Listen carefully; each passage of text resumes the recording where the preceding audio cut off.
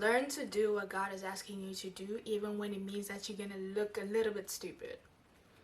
Learn to trust God in the process and have faith in what He has asked you to do.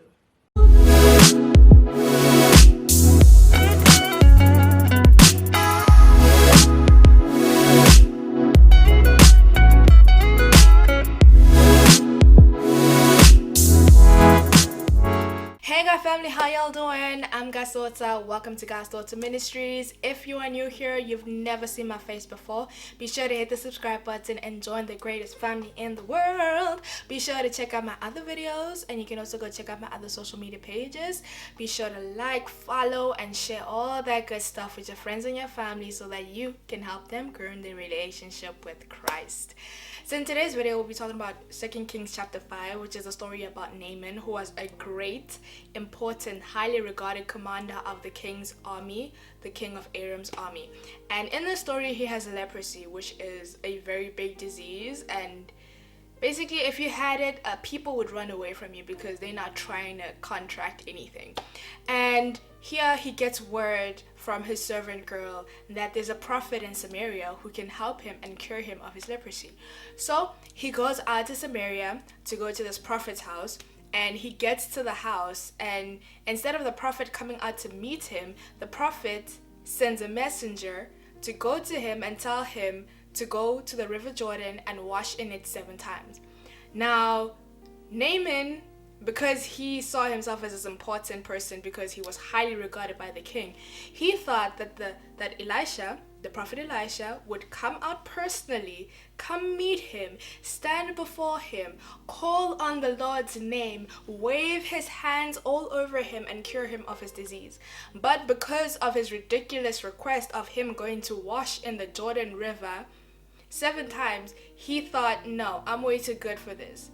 And he walked away angry, saying, no, why should I do that? You know, I have this river in where I come from that is way better than the Jordan River. Why couldn't I just wash in that? And then a servant man that was traveling with him comes to him and is like, sir, you know, if the prophet told you to do this amazing thing, if the prophet told you to sacrifice 10 cows and you'll be healed, you would do it. So why not just do this small little thing of just dipping yourself in the river? So the king heard what he had to say, and he turned around and he went to the Jordan River and he dipped himself 7 times in the river. And after he dipped himself after the 7th time, he got up and he was healed of his leprosy, and he went back to Prophet Elisha. He thanked him and glorified God for his healing. Learn to do what God has asked you to do, even if it means you're going to look a little bit stupid. That's how faith works. Having faith means that you're going to trust God even if He wants you to do the weirdest of things, the wildest of things, the most grandest of things. You're going to trust Him, and because you know that through the process, He's going to be doing something. He's going to be working through the process. Everything that God does for us has a purpose. So when He asks you to do something, even if it looks stupid to you, even if it's going to make you look stupid in front of other people, there's always a purpose behind it. God wants to do something through that process.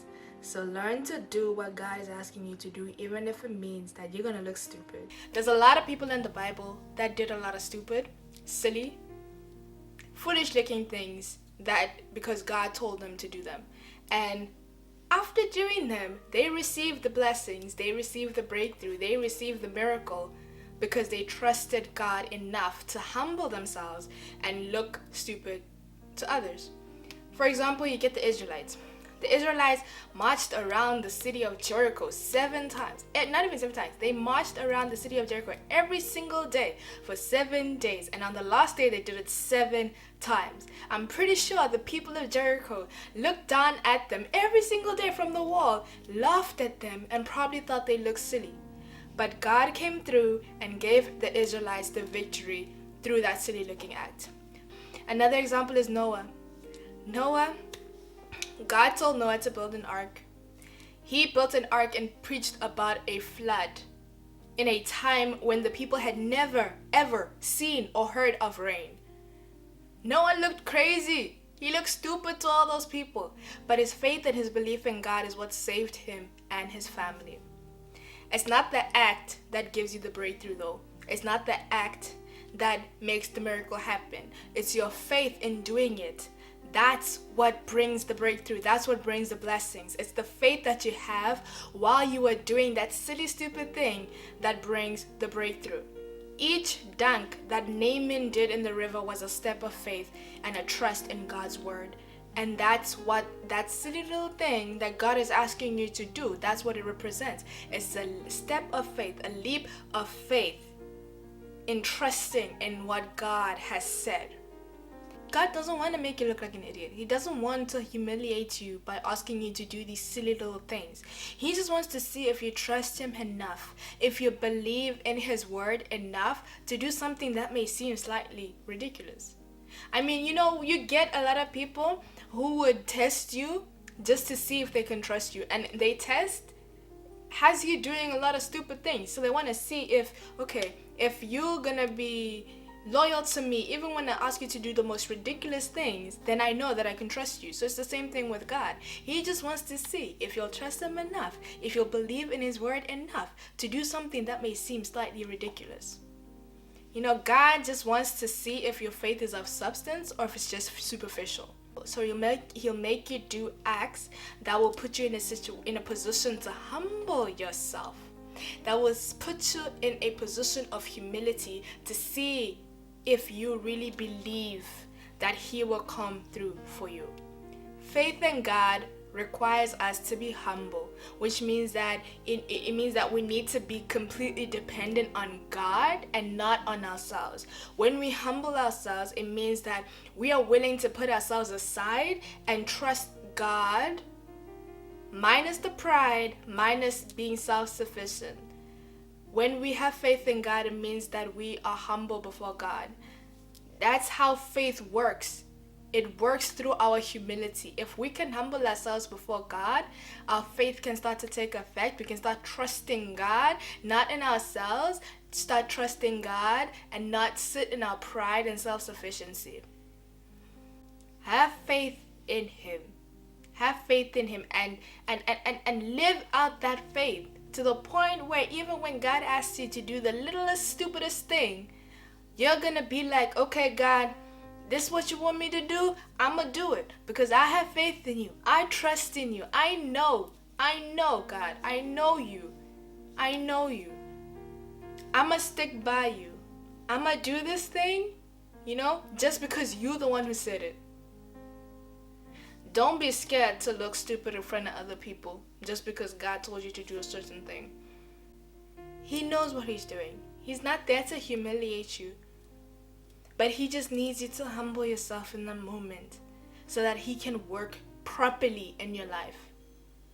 You need to decrease so that he can increase. You need to empty you of you so that God can be able to fill you with all that he is. So that God will be able to pour into you all that you need. So that God will be able to pour into you that miracle, that blessing, that breakthrough, that victory. You're gonna look stupid. You're gonna look crazy. Ask so many people in the Bible. You will look stupid. David, for example, you can't tell me David didn't look stupid for rejecting the king's armor, rejecting the king's sword and the king's shield, and just walking up to go fight this guy who was like 6 times his height with just stones and a sling. I'm sure he looked super crazy. He looked stupid because he was bringing rocks to a sword fight. He was bringing a cloth sling to a sword fight. You will look stupid. You will look silly. Trust me. A lot of people in the Bible, they look stupid, they look silly. But that act of faith that you took will get you the blessing, it will get you the miracle, it will get you the breakthrough. God is moving through those silly little acts because he's building you in those acts. He needs you to humble yourself. He needs you to just, decrease so that he can increase. You need to humble yourself before you can receive the blessing. You need to humble yourself before you can receive the miracle. Those stupid little acts are there to humble you so that you are ready and prepared for what God has for you, so that you are ready and prepared for what you are asking God for. God will not give you something. He will not give you the blessing or the breakthrough, the miracle, whatever it is that you need, with the heart full of pride, with the heart full of yourself.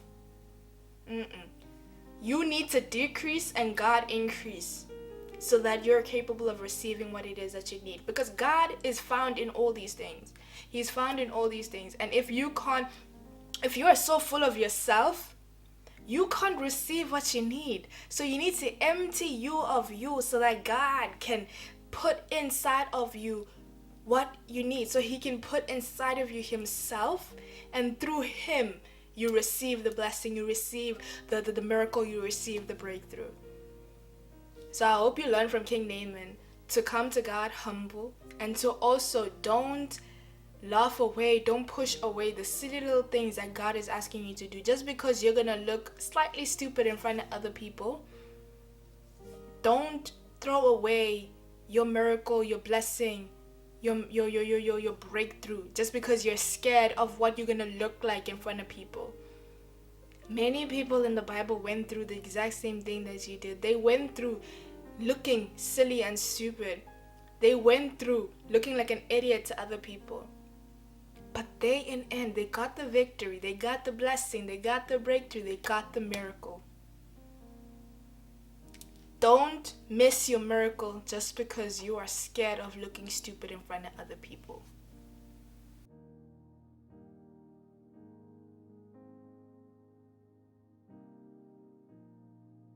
So that's all I have for you guys today. Thank you so much for watching. If this message has blessed you and you feel like, there's someone out there who needs to hear it, don't be scared to share it. Share it with your friends and your family. Let's spread the gospel of the Lord together. Thank you so much again for watching, and be sure to comment down below what your biggest takeaway was, and let's get a conversation going. See y'all next week.